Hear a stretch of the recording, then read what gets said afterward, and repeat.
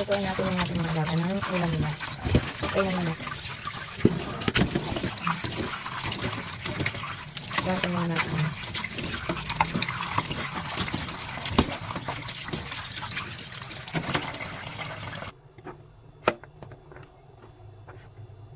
Kalabasa pang halo sa ulam nila.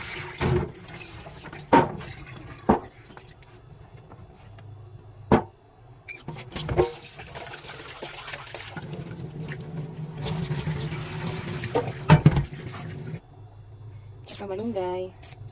Diba, napaka-healthy. Walang halong eme-eme. Ulam nila. Nilutuan talaga sila ng ulam. Pag hindi atay ng baboy, atay ng manok.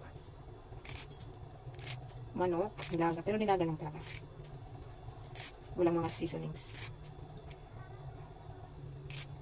Tsaka laging may malunggay. Daw ng malunggay.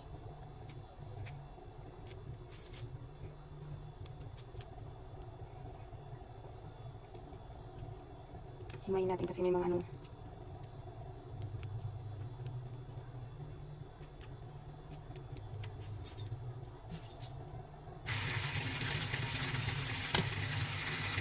Sabay-sabay na natin yung kapuluan.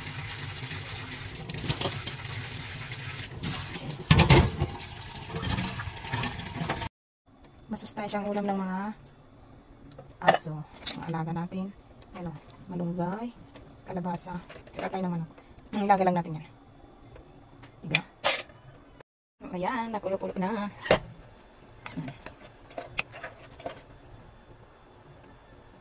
Kaunti lang yung malunggay.